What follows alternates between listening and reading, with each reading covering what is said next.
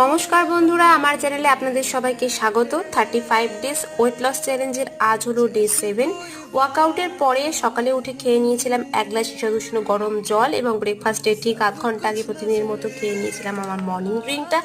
আজকেও আমি ফার্স্টটা ব্রেক করেছিলাম কিছু আমান দিয়ে এবং আমি আজকে ব্রেকফাস্টে খেয়েছিলাম একটা শসা এবং পেয়ারা। আমার ওয়েট লস জার্নির ভিডিও তোমাদের কেমন লাগছে অবশ্যই কমেন্ট করে জানিও বন্ধুরা। ব্রেকফাস্টের ঠিক 1 ঘন্টা পরে খেয়ে নিয়েছিলাম আমি 1 কাপ গ্রিন টি।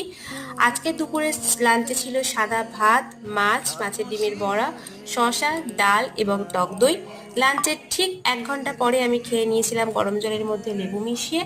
আজকে সন্ধ্যার টিফিনে আমি খেয়েছিলাম কিছু মুগ কড়াই সিদ্ধ। আমার ওয়েট লস জার্নির ভিডিও যদি তোমাদের হেল্পফুল মনে হয় অবশ্যই চ্যানেলটি সাবস্ক্রাইব করে দিয়ে পাশে থেকো বন্ধুরা। রাতে ডিনারে প্রতিদিনের মতো ছিল আমার দুধ রুটি এবং ডিনারের ঠিক 1 ঘন্টা পরে আমি খেয়ে নিয়েছিলাম 1 কাপ গ্রিন টি। টাটা বন্ধুরা, দেখা হচ্ছে নেক্সট ভিডিওতে।